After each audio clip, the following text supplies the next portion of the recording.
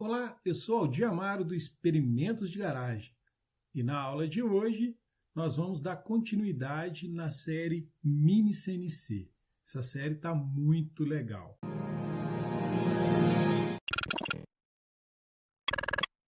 Hoje vamos falar um pouco sobre a parte de eletrônica, algumas melhorias e esclarecimentos. O primeiro esclarecimento é com relação aos eixos. Algumas pessoas ficaram em dúvidas, então estou aqui para esclarecer. Primeiramente, nós estamos acostumados a trabalhar mais com plano cartesiano XYZ, o famoso 3D. Esse é mais comum. Nós vamos montar a maquininha para trabalhar com 2 eixos ou 3. Vai depender aí do que você quer fazer ao final. Porém, existem máquinas mais complexas que trabalham, por exemplo, o eixo W, empurrando a ferramenta em outra direção, além do eixo Z, e fazendo movimento como esse aqui, o B, de girar ela. Além disso, ainda tem a possibilidade da própria peça girar, que seria o eixo C. Essas são máquinas mais evoluídas que são utilizadas também aí com motor no CNC. Outra dúvida que me perguntaram, por que não construir uma maior? O problema é o seguinte, se você começa montando uma máquina pequena, os problemas são pequenos para você descobrir e resolver, e acaba que você vai aprendendo aos poucos e não desanima. Se você montar uma máquina muito grande, você vai ter muitos problemas de início e acaba desanimando no meio do projeto, o que ocorre com empresas e alguns profissionais do mercado que ainda não têm experiência ao trabalhar com gestão de projeto.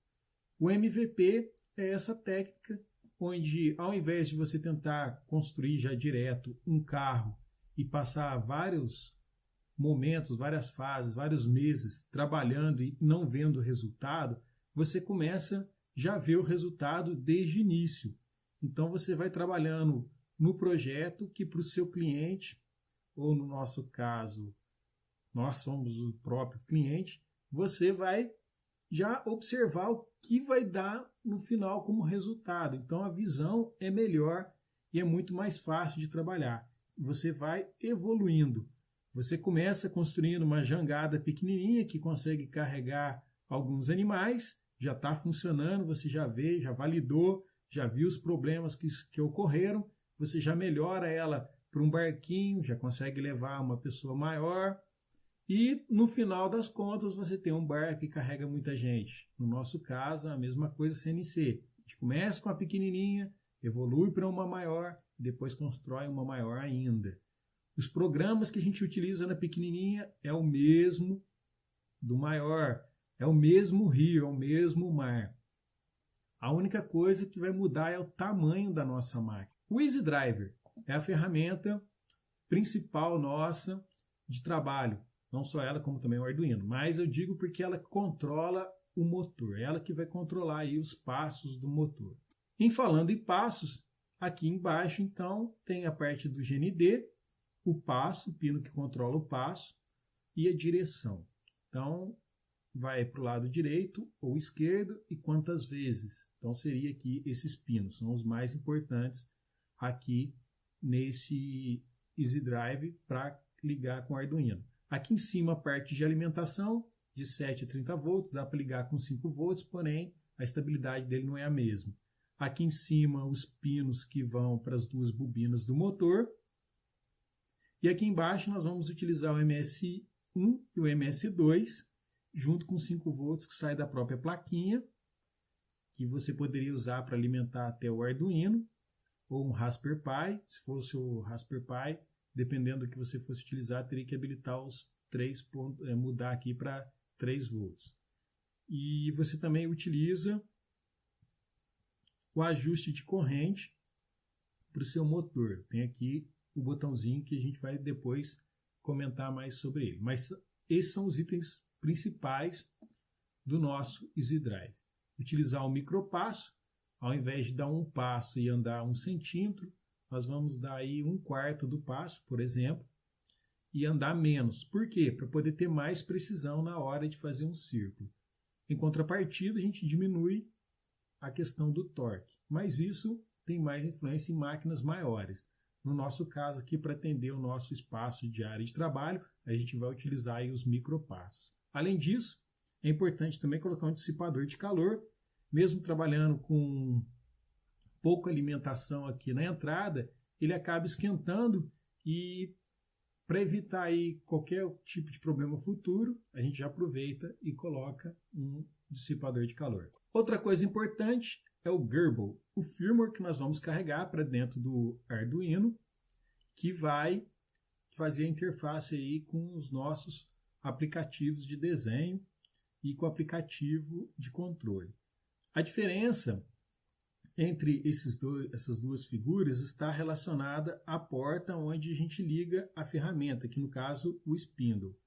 Nas versões 8 e, se eu não me engano, algumas versões 9, tinha esse problema do spindle não controlar a velocidade do spindle. Ele simplesmente só ligava. Porém, algumas peças você precisa diminuir a velocidade do corte da ferramenta para não queimar ou para não estragar a fresa. Por isso que mudou o pino para o 11, porque o 11 tem PWM como saída, então ele consegue oscilar aí de 0 a 255, dando esses pulsos. E aí, a partir da versão 9, tem que só confirmar 9i, 9b, 9c, 9d, que sofreu essa mudança. No site tem detalhadinho isso. Só que é bem fácil, porque eu sei que da versão 8 e antes dela era dessa forma. No entanto, alguns shields que são vendidos para o Arduino são com essa configuração. E se você atualiza o firmware, você tem que mudar manualmente lá o cabinho para poder ligar o spindle. E agora a gente já está na versão do Gerbil 1.1, alguma coisa já, que já usa essa nova metodologia aqui usando o spindle. E provavelmente a gente vai utilizar essa versão. Ligação. Para ligar, então, vou utilizar duas protoboards para facilitar o nosso trabalho. E vou começar ligando o GND aqui na placa, para poder compartilhar já o negativo. Vou adicionar também um LED que vai ficar ligado aí na porta 12, ou depois a gente muda ele para a porta 11. Inicialmente vamos testar com a versão anterior e a gente vai evoluindo. Aí já liguei aqui o fio e também liguei aqui o negativo. Vou aproveitar e ligar o negativo para a protoboard e puxando para cada um dos meus módulos. Vou adicionar também agora o pino 2, ligado aqui no step. Vou ligar todos eles já de uma vez. Assim já está os 3 eixos com os fios ligados. Vou ligar agora a direção. Vou subindo aqui nos pinos. Aqui está no pino 6 e agora pino 7. Uma outra coisa que eu preciso fazer é alimentar o MS1, que eu falei para vocês do micropasso. Então eu vou ligar aqui o fiozinho e vou fazer uma ponte para o MS2. Depois disso, ligar também a fonte externa, alimentando a protoboard e alimentando os nossos drivers. Lembrando que, se você for trabalhar com motores maiores, com voltagem maior, não é interessante você utilizar a protoboard, que a protoboard pode derreter, porque a quantidade de energia que vai passar aqui, ela não vai suportar. Aí, às vezes, você vai ter que ligar até 2 fios junto aqui para poder aumentar o fluxo de energia que vai passar e ela não derreter. Mas no nosso caso aqui, que os motores são pequenos, dá e sobra, super fácil da gente trabalhar dessa maneira. Caso você queira então utilizar um relé para poder ligar a sua tupia, não queira ligar ela manualmente, ou qualquer outra ferramenta, você pode usar um módulo de relé, que é encontrado facilmente aí no mercado, bastando ali no lugar do LED, você mandar para cá o sinal do Arduino. Caso ainda queira você montar na amarra, tem aqui também um esqueminha onde você precisa colocar um diodo para evitar retorno para o Arduino e utilizar aqui um transistor 2N222. Tá? O pino 12 lá vai estar alimentando aqui o Arduino Digital Out. Além disso, caso você queira controlar então um laser, tem um esquema aqui para você fazer a diminuição da voltagem para ser compatível com o diodo laser. Lembrando que é bom trabalhar com ele de 1,5 V a 3,5. Acima disso, ele já começa a judiar do seu laser, principalmente se for um laser desse de DVD. Se você comprou um módulo laser separado, aí tudo bem. Mas caso você aproveitou de um drive de DVD, uma gravadora de DVD, você tem que usar esse esquema aqui.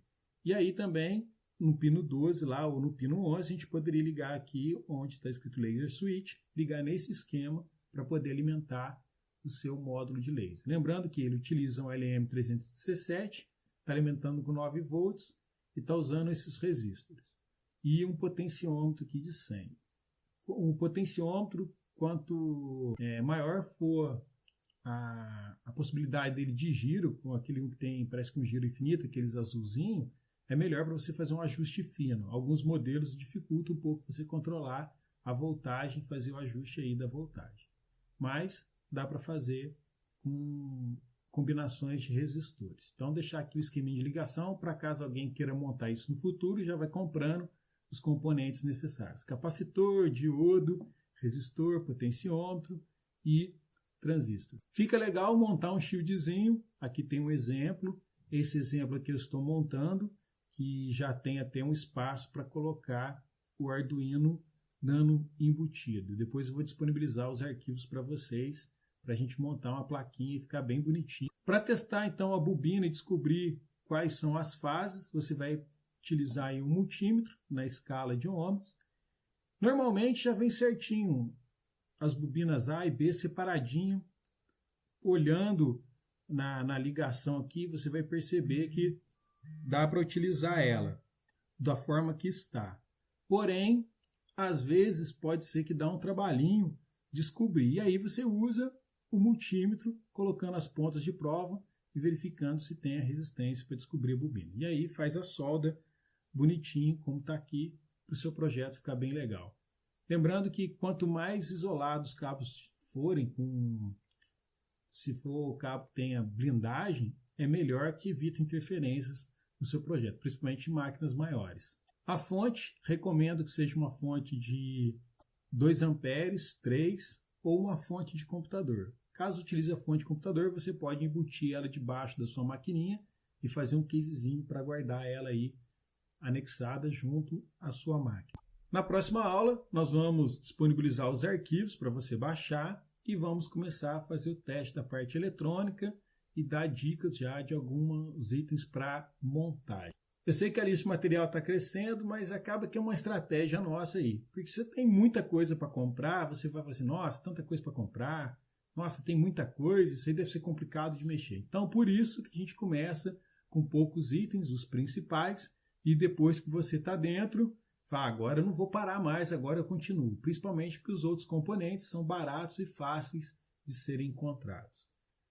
Desde já gostaria de agradecer a você que está acompanhando essa série. Se você está gostando, não deixe aí de deixar o seu joinha, compartilhar com seus amigos, porque isso ajuda muita gente aqui no canal. Obrigado, fiquem com Deus e até o próximo experimento.